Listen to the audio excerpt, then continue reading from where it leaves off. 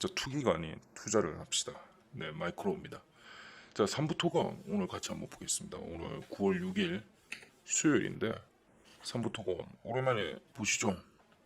자, 우크라이나 재건주로 3부 토건이 5월부터 시작해서 한번 시세를 한번 줬었죠. 자, 제가 이걸 왜 다시 한번 갖고 왔냐?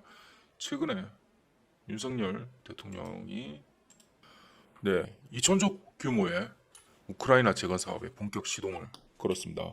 윤 대통령이 우크라이나 방문하고 한국 기업의 재건 사업 참여를 적극 지원 의사를 밝혔습니다.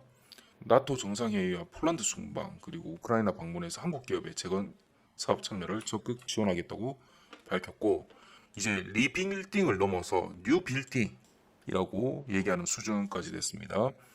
예전에 세계전쟁 이후에 마셜 플랜이라고 있었죠. 미국이 유럽을 황폐해진 유럽을 복구를 지원해줬던 제2의 마셜 플랜이 되지 않을까 기대를 하고 있습니다. 8월 말에도 이제 윤 대통령이 ODA 국가 원조 부분을 6.5조를 편성했고 우크라 재건 ODA를 5배 이상 확대할 계획이라고 의지를 밝혔습니다. 그리고 원희룡 국토부 장관도 9월 중에는 우크라이나 방문을 진행할 예정이라고 했는데 원템 코리아도 현재 재건 협력단을 파견한다고 얘기가 나왔습니다. 그래서 중부 도시인 우만의 뉴빌딩을 위한 사전 작업은 이미 시작됐고 전후 회복이 필요한 지역에 대한 조사는 더욱 확대될 전망이라고 얘기를 합니다. 원희룡 국토부 장관이 얘기를 잘했었는데 사실 지금 아직 전쟁이 끝나지는 않았잖아요. 그러다 보니까 전방이나 한참 전쟁을 했던 지역에서 재건 사업은 솔직히 불가능합니다. 이건 누가 옆 도시에서 폭탄 맞고 이렇게 총알 떨어지고 이러는데 여기서 새롭게 재건 사업을 한다? 말이 안 되죠. 이거는 불가능합니다. 그래서 초기에는 이제 국가적인 원조와 차관 그리고 재건 사업 타당성 조사를 하고 후방기지 사업을 폴란드에서 진행하는 거, 그리고 컨소시엄을 짤 수 있는 인적 물적 제도적 기반을 수립하는 거에 집중하는 게 이게 1, 2년 정도는 걸린다고 보시는 게 맞아요. 요 정도 기간을. 제일 또 저걸 끝나고 나면 그 다음 2차로 해야 되는 부분이 바로 전쟁 사망자를 수색하는 부분입니다. 그리고 식별하고 인양할 의무. 요거를 진행을 해야 됩니다. 요거까지 끝나는 데가 전쟁이 끝나고 난 1년에서 2년 정도 걸린다고 봅니다. 물론 이게 우리나라만 진행하는 게 아니라서 전 세계적으로 다들 같이 진행하겠지만 상당히 피해자가 많죠. 민간 쪽에서도 그렇고 군인 쪽에서도 그렇고, 그러다 보니까 시간이 꽤나 걸릴 겁니다. 보시면 1년 6개월 만에 양쪽 군대 사상자가 50만 명에 이른다는 분석이 나왔습니다. 그리고 민간인 사망자는 약 3만 명, 인근 피난민 수가 800만 명. 참 전쟁이라는 게 사라져야 되긴 하는데 안타까운 건데, 전쟁이라는 속에서 우리가 돈 버는 수단이 주식을 분석한다는 게 좀 그렇죠. 그런데 한국의 DNA 링크, 요게 실험 파악 작업하는 부분에서 먼저 선 활동을 시작을 했습니다. 전쟁의 희생자를 식별하는데 수십 년이 걸릴 것으로 예측했는데 이 식별을 위해서 DNA를 이용한 신원 파악 작업을 용이하게 하기 위해서 우크라이나 정부와 합의를 거의 마무리하고 있다고 합니다. 세계 유일의 단일 염기 다양성 기반 개인 식별 유전자 감식 기술을 보유하고 있어가지고 이 부분에서 상당히 도움이 되고 속도를 높일 수 있지 않을까 생각이 됩니다. 이제 보통 이렇게 수십 년이나 걸리는 포인트가 왜 그러냐면 훼손 문제 때문에 유가족의 유전자 샘플이 맞지 않아가지고 신원 확인이 어려운 경우가 보통 많은데, 이제 DNA 링크의 어큐아이디는 소량의 유전자 시료만으로도 유전자 감식은 물론 혈족 분석까지 가능하다고 합니다.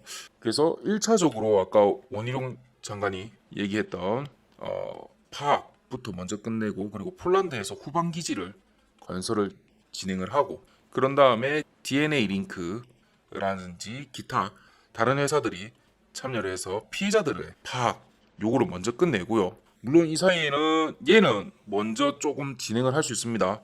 얘는 먼저 진행을 해요. 그런데 여기 같은 경우는 휴전이라든지 종전이 된 이후에 가능하겠죠. 그래서 요 기간이 언제부터 시작할지는 모릅니다. 얘가 끝나고 나면 이제 철거가 들어가야 됩니다. 철거. 건물들 철거하고 이때부터가 진정 건설 분야 주가가 움직인다고 봐야겠죠. 그 전에 선정이 되고 그럴 때부터 이미 진행이 되겠죠.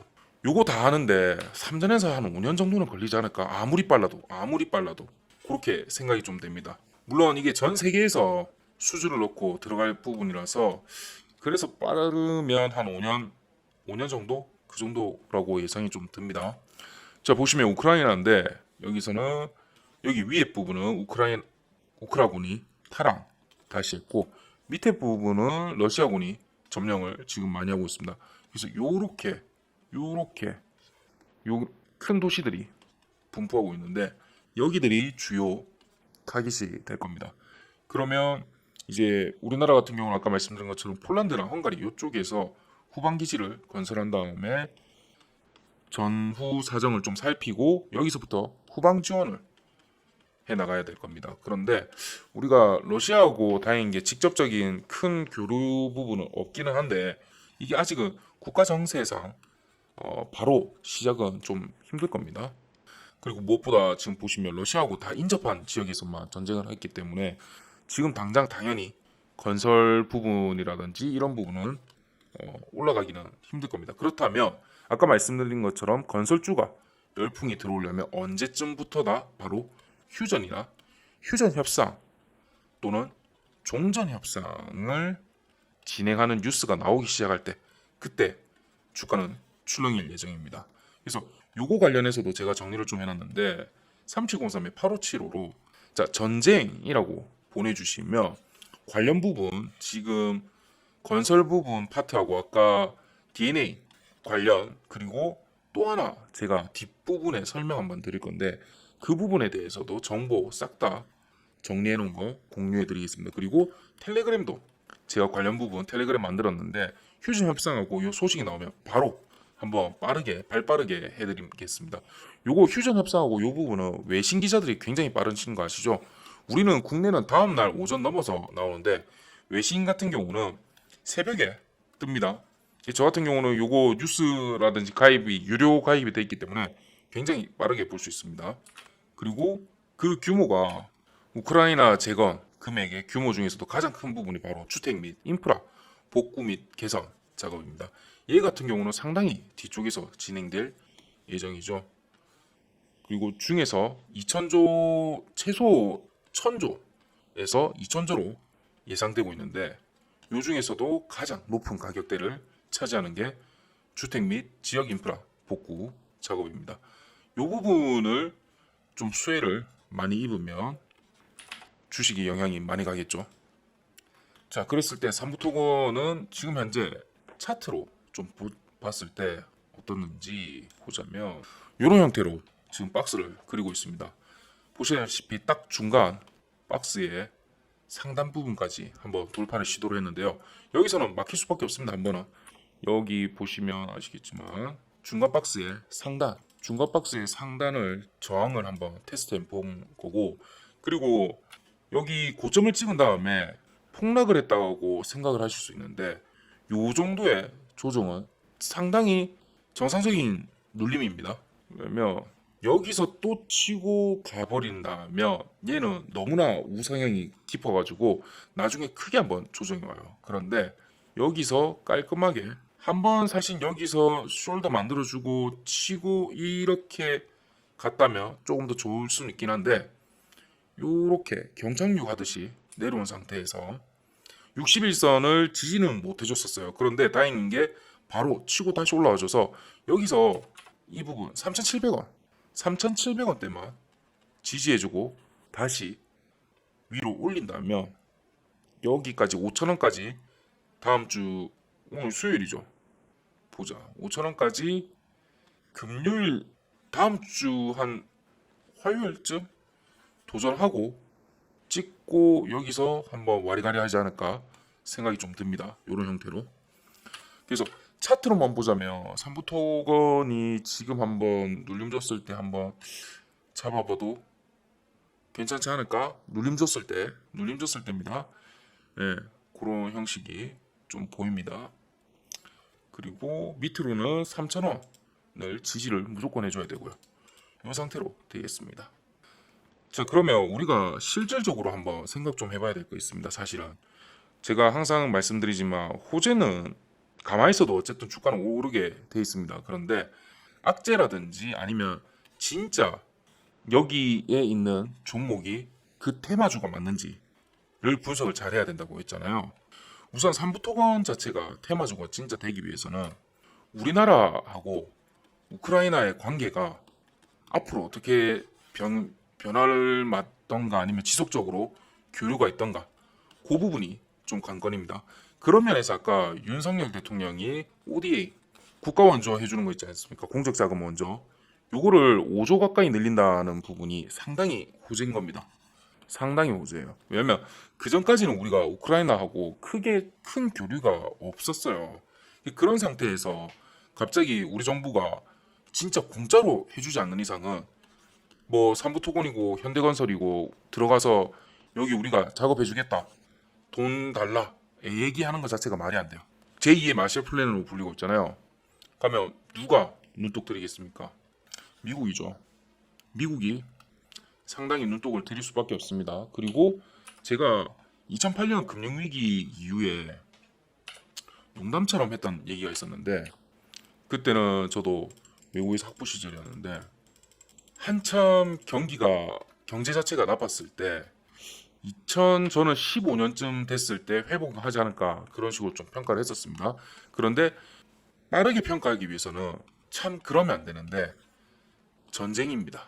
전쟁 직후에 복구를 위한 금액이 엄청나게 쓰이기 때문에 경제가 활성화됩니다. 그래서 미국이 세계대전을 2번 치르는 동안 상당한 경제 대국으로 올라섰죠. 그리고 심지어 그 전쟁 2번으로 인해서 전 세계 헤게모니를 잡아버리는 페트롤 달러의 시초가 돼버렸죠. 그런 것처럼 전쟁은 많은 거를 좀 바꿉니다. 세계 정세 자체를 바꿀 수도 있고요. 그리고 경제를 바꾸기도 합니다.